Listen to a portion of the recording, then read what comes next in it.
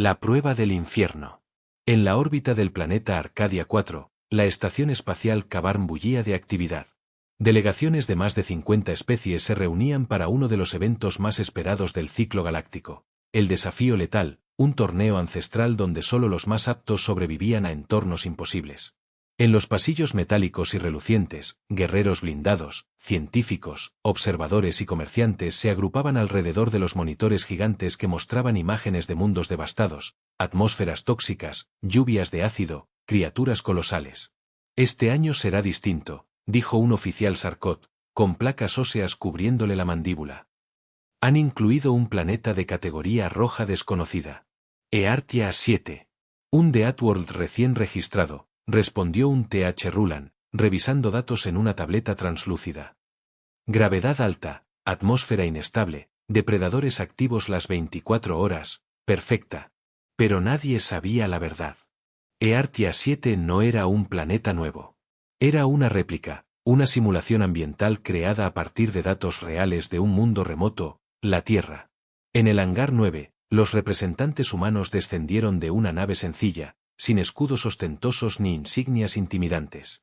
Eran solo 5, 4 hombres y una mujer. Todos llevaban ropas tácticas básicas, sin exoesqueletos ni armaduras pesadas. Sus rostros eran tranquilos, casi despreocupados. Vega Luján caminó al frente. Tenía el cabello corto, una cicatriz sobre la ceja izquierda y una mirada que perforaba el aire. Detrás de ella, el sargento Ríos cargaba una caja de suministros con una sola mano. Parecía más un día de excursión que el inicio de un evento de supervivencia. ¿Esos son los humanos?, murmuró un observador zaltiano. Parecen subestimados. Subdesarrollados, corrigió otro, soltando una risa ronca. Una risa que se apagó cuando la puerta del desafío se abrió. La primera prueba era sencilla en papel. Recorrer 17 kilómetros a través de un terreno volcánico, con temperaturas fluctuantes, actividad sísmica moderada y una atmósfera compuesta en un 32% por gases corrosivos. Los alienígenas activaron trajes de aislamiento, sistemas de oxígeno, sensores térmicos y mapas internos. Los humanos simplemente caminaron. Una lluvia de partículas ácidas comenzó a caer a los 20 minutos. Los sensores chirriaban. Un soldado Atari cayó al suelo, su traje fundiéndose lentamente. Un grupo de Silcors se refugió tras una roca volcánica. Vega levantó el rostro, dejando que las gotas le golpearan la piel. Se limpió la mejilla con el dorso de la mano. Esto no es nada, dijo.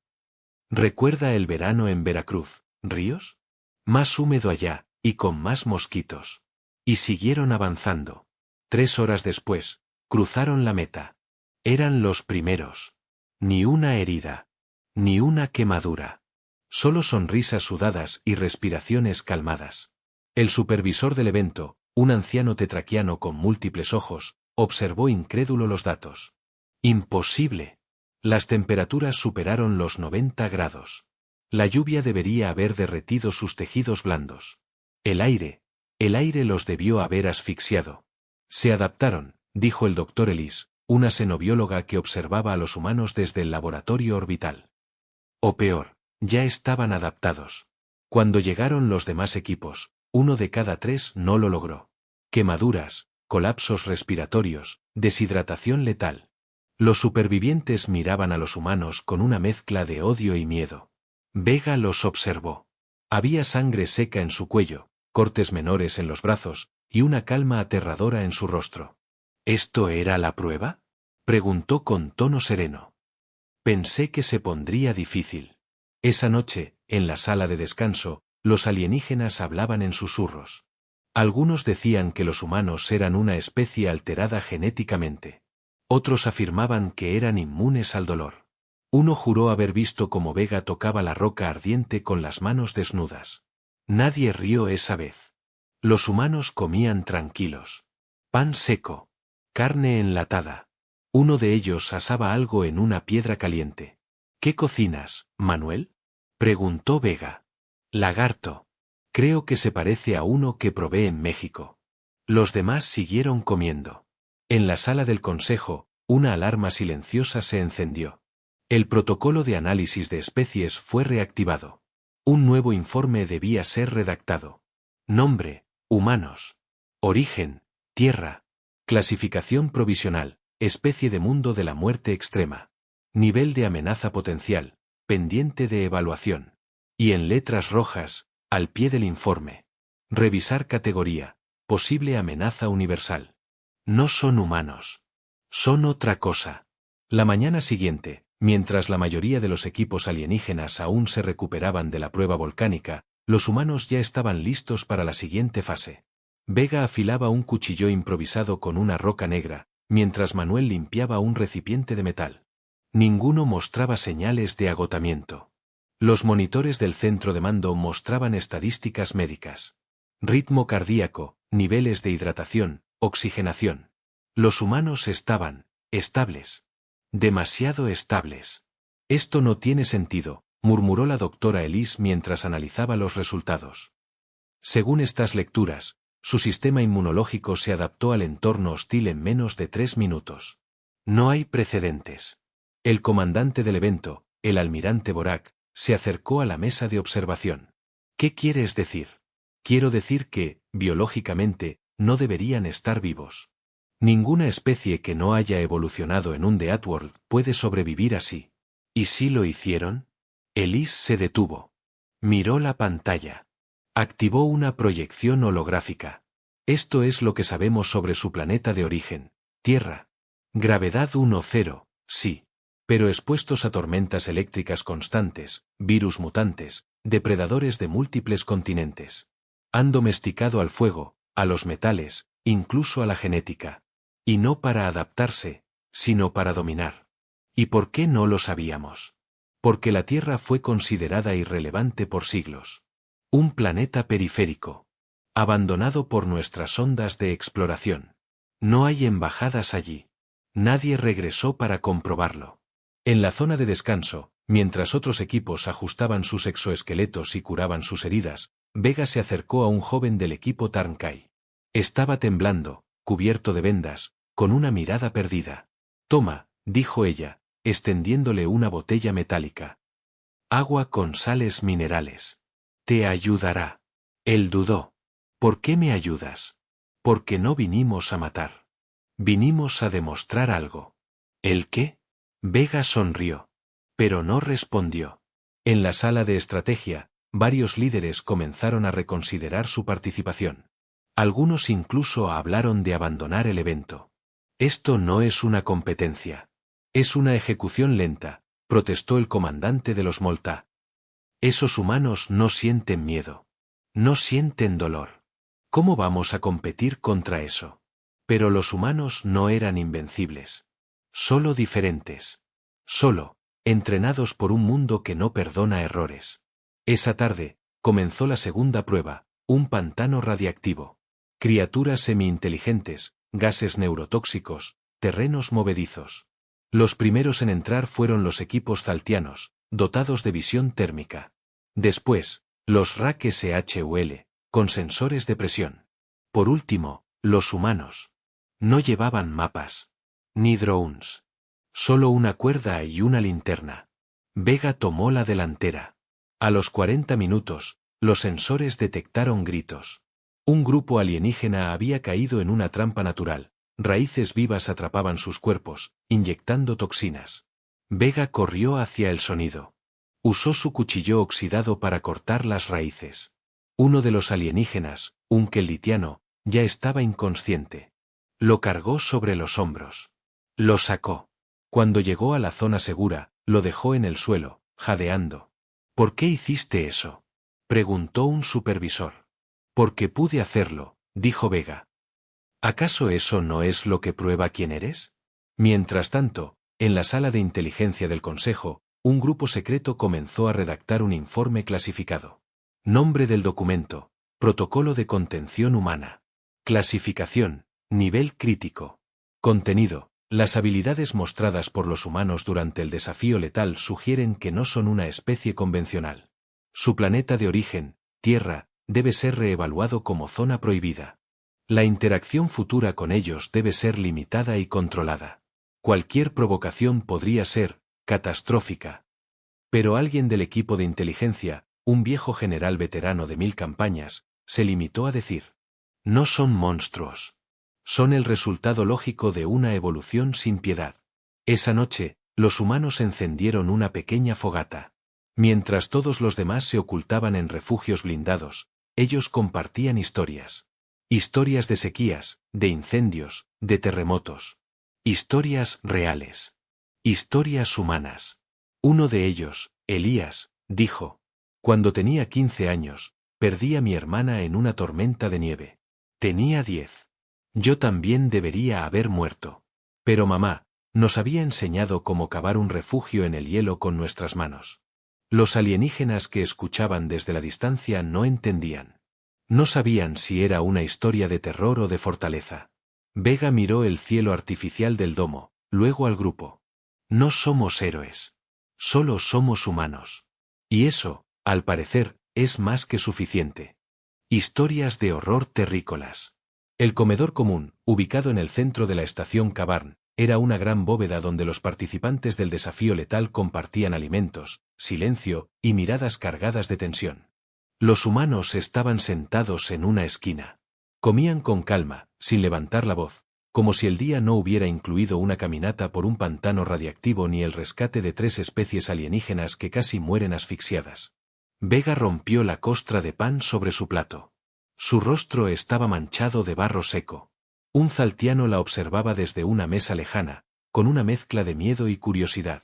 ¿Qué te pasa?, preguntó uno de sus compañeros. ¿Por qué no comes? El zaltiano apartó la vista de Vega y murmuró: no parecen reales. Parecen fabricados para la guerra. Aquel día, alguien propuso una dinámica informal: compartir historias de supervivencia. La idea era aliviar tensiones y fomentar hermandad interplanetaria. Una tontería burocrática. Pero el consejo aceptó. Primero habló un kelditiano. Narró cómo sobrevivió a la explosión de una luna minera atrapado bajo escombros durante 3 días, alimentándose de algas fermentadas y bebiendo su propio sudor. Hubo aplausos y silbidos. Luego, un RAK-SHUL contó cómo escapó de una criatura marina en el mundo de Vetrax, nadando sin descanso durante 8 horas en aguas ácidas. Más aplausos. Después, el turno pasó a los humanos. Manuel se levantó lentamente. Se rascó la barba incipiente y comenzó a hablar. Tenía 13 años cuando el huracán destrozó mi casa. Mi madre me metió debajo de una bañera vieja. Todo temblaba. El techo se voló. Escuchábamos a los vecinos gritar, a los perros huir. Cuando pasó la tormenta, no quedaba nada. Caminamos 2 días entre barro, cadáveres y serpientes para llegar a un refugio. Silencio. Vega continuó. Yo tenía 5 cuando un oso se llevó a mi gato frente a mí. En Alaska. Salí con un cuchillo de cocina. No lo maté. Pero encontré a mi gato. No estaba entero. Mi padre me abrazó. Me dijo: no siempre se gana, pero siempre se enfrenta. El silencio se hizo más espeso. Un Silcor se levantó y salió de la sala sin decir palabra. Un joven alienígena delgado, con escamas verdes en las mejillas, levantó la mano con timidez. ¿Todos ustedes tienen historias así? Los humanos se miraron entre sí. Rieron con un dejo amargo. ¿Así como?, preguntó Ríos. Historias de dolor. De muerte. De monstruos. Vega se encogió de hombros. Crecimos en un planeta que intenta matarte desde el día 1. Algunos tienen terremotos. Otros, incendios. Hay zonas donde el aire te quema los pulmones y otras donde el agua contiene parásitos invisibles que comen tu cerebro. Sobrevivir no es una hazaña. Es lo que haces si quieres ver el amanecer siguiente. Un murmullo recorrió la sala. Uno de los alienígenas más grandes, un guerrero de la especie HULNA, golpeó su puño contra la mesa. Eso no es posible. Un planeta así no genera vida, la destruye. Eso pensamos al principio, dijo Elise, que escuchaba desde el fondo. Hasta que descubrimos que los humanos no fueron moldeados por la Tierra. Ellos la moldearon a ella. En los días siguientes, el comportamiento de los demás equipos cambió. Ya no se reían de los humanos. Evitaban mirarlos directamente. Algunos comenzaron a estudiar sus historias, sus mapas, sus zonas de origen. Descubrieron cosas inquietantes, una ciudad que ardió durante décadas bajo tierra, un niño que sobrevivió 3 semanas en una montaña tras un accidente aéreo, una mujer que dio a luz en medio de una inundación, flotando en una puerta de madera. La doctora Elise llevó esos registros al consejo. ¿Ven esto?, dijo mostrando una imagen de una zona llamada Chernóbil. Radiación durante generaciones. Flora mutada. Animales deformes. Y aún así, algunos regresaron. Establecieron vida. ¿Qué especie hace eso? Una que no conoce el concepto de rendición, respondió un anciano del consejo. Una que hace del dolor una costumbre, añadió otro. Esa noche, alguien pintó una frase en la pared del comedor común. Nadie confesó quién fue, pero todos sabían a quién se refería. No temen a la muerte. La conocen demasiado bien como para huir de ella. Vega la leyó en silencio. Luego volvió a su mesa, donde un trozo de carne silvestre chisporroteaba sobre una roca caliente. Mientras comía, sus ojos seguían alertas. No por los demás, sino por lo que vendría después. Porque, como solía decir su abuelo, la calma no es el fin de la tormenta. Es solo su respiración. El reto de sangre. El cuarto día del desafío letal trajo consigo un cambio inesperado. Las condiciones climáticas de Earthia 7 se alteraron abruptamente. El cielo adoptó un tono rojizo, el suelo comenzó a vibrar a intervalos irregulares y la temperatura bajó 20 grados en menos de una hora. El consejo decidió no posponer la prueba. Eso no era una opción en un The Outworld. La misión, cruzar la región de Taardak, una zona montañosa donde las cuevas profundas ocultaban formas de vida hostiles. La ruta debía completarse antes del anochecer, cuando las criaturas depredadoras abandonaban sus madrigueras para cazar. Los humanos no preguntaron nada. Simplemente recogieron sus mochilas y comenzaron a andar. El terreno era traicionero. Rocas resbaladizas, pasajes estrechos, grietas invisibles bajo la niebla. A lo lejos, se escuchaban rugidos guturales. Algo enorme se movía dentro de la montaña. Un grupo de guerreros HULNA fue el primero en caer. Uno de ellos pisó una zona inestable y fue tragado por la tierra. Los demás trataron de salvarlo, pero las rocas colapsaron. El equipo kelitiano activó sus sensores térmicos. Las lecturas eran confusas. La montaña estaba viva, o al menos, algo se movía dentro de ella, generando calor, vibración y ecos anormales. Los humanos no tenían sensores. No usaban mapas. Solo instinto y experiencia. Aquí hay un nido, dijo Vega, tocando el suelo con la palma. ¿Sentís esa pulsación? Es territorial. ¿Qué hacemos?, preguntó Manuel. Avanzamos. Si retrocedemos, nos rodearán. A las 3 horas, ya dentro de una de las cavernas más profundas, ocurrió el ataque. Una sombra gigantesca se deslizó desde el techo. Un cuerpo cubierto de placas óseas, patas múltiples y una mandíbula dividida en 4 se abalanzó sobre el grupo Tarnkai. El pánico estalló. Disparos. Gritos. Alarmas personales. El caos absoluto. El Siltrax Alpha, una criatura de 5 metros, arrancó de cuajo la cabeza de un guerrero Rak SHUL. Otro fue lanzado contra la pared como si fuera un juguete. Los humanos no corrieron. Vega gritó. Distraigan al bicho. Lo haré bajar. Corrió hacia un saliente, subió por una roca, sacó de su mochila una barra metálica doblada y la lanzó como si fuera una lanza. El arma impactó justo en el costado del Siltrax, que rugió con furia. Manuel se deslizó por el suelo, se acercó por detrás y arrojó sal industrial directamente en los ojos del monstruo. La criatura se giró furiosa, pero Vega ya estaba en el aire. Saltó desde el saliente y clavó una vara afilada en la base del cráneo del Siltrax. El rugido final fue seco, gutural y definitivo. Cuando el silencio volvió, los alienígenas estaban paralizados. Algunos heridos. Otros en estado de shock. Nadie entendía cómo lo habían logrado. ¿Qué fue eso?, susurró un kelitiano. Improvisación, respondió Ríos, limpiando sangre negra de su brazo. Horas después, mientras atendían a los heridos en una cueva segura, uno de los sobrevivientes, un científico zaltiano, se acercó a Vega. Tú, mataste a un Siltrax con un pedazo de hierro oxidado. Eso es necesario, interrumpió Vega. No teníamos otra opción.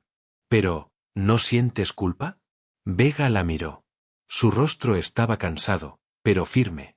Lo maté rápido. No sufrió. Nosotros sí. Cada día, cada minuto. La culpa se queda en casa. Aquí solo hay decisiones. En el consejo, los datos eran revisados con urgencia. Los humanos no solo sobreviven, dijo el almirante Borak. Luchan. Defienden. Protegen a otros. Y matan, añadió otro. Con las manos, con piedras, con lo que sea. ¿Cuántas especies harían lo que hicieron hoy? ¿Salvar a rivales? Ninguna. ¿Enfrentar a una criatura de clase Omega sin armamento? Solo ellos. Elise, sentada en un rincón, susurró. No son soldados. Son humanos. Y eso, parece, es peor. Esa noche, Vega observaba el fuego. No dormía. Pensaba. Recordaba. Su hermano. Su abuela. Su primer terremoto. Su primera pelea. Su primer miedo. Y entendió algo. El verdadero reto no era contra el planeta. Era contra la visión que el universo tenía de su especie. Y cada gota de sangre que caía, construía una verdad más peligrosa que cualquier arma. Los humanos no se rinden. Y si sangran, no es señal de debilidad, sino de advertencia. ¿De verdad sobreviviste a un Deathworld? El consejo anunció la penúltima prueba con voz solemne. Cruzar el valle de Gortal, una extensión de terreno desértico, hostil, carente de sombra, con insectos venenosos, agua contaminada y oxígeno inestable. Una zona donde la temperatura oscilaba 50 grados en una hora. No había cobertura satelital. Sin ayuda. Sin rescate. Los protocolos sugerían preparación extrema, trajes presurizados, tanques portátiles de oxígeno, sensores de vida, aislamiento térmico, visores de alerta biológica. Cada equipo alienígena pasó horas ajustando equipamiento, revisando cálculos, racionando líquidos. Los humanos, en cambio, prepararon mochilas simples, botellas reutilizables, vendas de tela, una pequeña olla metálica y una libreta. Vega caminaba descalza, afilando una rama. ¿Ya están listos?, preguntó Ríos. Más que ellos, respondió, señalando con la cabeza a un equipo de soldados con exotrajes blindados. El primer tramo del recorrido fue silencioso. Arena densa, calor sofocante. Uno a uno, los alienígenas comenzaron a sudar, a jadear dentro de sus trajes. Un HULNA colapsó por exceso de temperatura. Un Tarnkai vomitó dentro del casco. 2 equipos pidieron evacuación anticipada. Los humanos avanzaban sin alterar el paso. Mojaban un trapo y lo colocaban en el cuello. Compartían agua. No hablaban mucho. Solo caminaban. Cuando el sol cambió de ángulo, la radiación superficial aumentó. Algunos sensores fallaron. El aire se volvió más liviano. Varios respiraban con dificultad. Vega miró el cielo. Se quitó la camiseta. La usó como filtro improvisado en la cara. «Recuerda a Atacama, ¿verdad?», dijo Manuel. «Más seco aquí. Menos polvo. Y sin turistas». A mitad de trayecto, los insectos aparecieron. Pequeños, alados, con aguijones largos y movimientos erráticos. Al primer contacto, la piel de un Rak SHUL se necrosó. Los humanos observaron con cuidado. Vega extrajo una planta del suelo y la frotó entre las manos. Después, se cubrió el cuerpo con la mezcla verde y húmeda. Olía a tierra podrida. «Repelente natural», explicó. Vi una tribu usarlo en la selva amazónica. El resto del equipo la imitó. Los insectos no se acercaron más. Al atardecer, quedaban pocos participantes activos. Solo 3 equipos seguían en pie, los kelitianos, los Silcor y los humanos. Pero los 2 primeros estaban deshidratados, sus piernas temblaban, sus pasos eran erráticos. En cambio, los humanos caminaban cantando. Una vieja melodía de montaña. En voz baja. Rítmica. Fue entonces cuando Vega divisó algo a lo lejos. Una figura encorvada sobre la arena. Un kelitiano. Su traje roto. Respiraba con dificultad. Un ojo cerrado. El otro pálido. «No llegaremos si lo cargamos», advirtió Ríos. Pero él no va a llegar sin ayuda, dijo Vega. Se agachó, vertió agua de su cantimplora en la boca del alienígena, y lo envolvió con una manta. ¿Por qué haces esto?, preguntó el kelditiano, con voz quebrada. Porque eso es lo que haría cualquier humano en casa. ¿Y esto te parece casa? Vega lo miró. Bastante parecida. Al llegar al punto final, el sistema marcó los tiempos. Los humanos cruzaron con 2 horas de ventaja. Uno de ellos cargando un kelditiano. Otro con una mordida infectada en la pierna. Y aún así, sonriendo. Los demás equipos fueron evacuados. Exhaustos. Derrotados. Silenciosos. En el salón del consejo, un silencio espeso dominaba el ambiente. Los altos cargos observaban las imágenes del recorrido. Los informes médicos. Los datos biológicos. Todos coincidían en algo. Los humanos no solo sobrevivieron.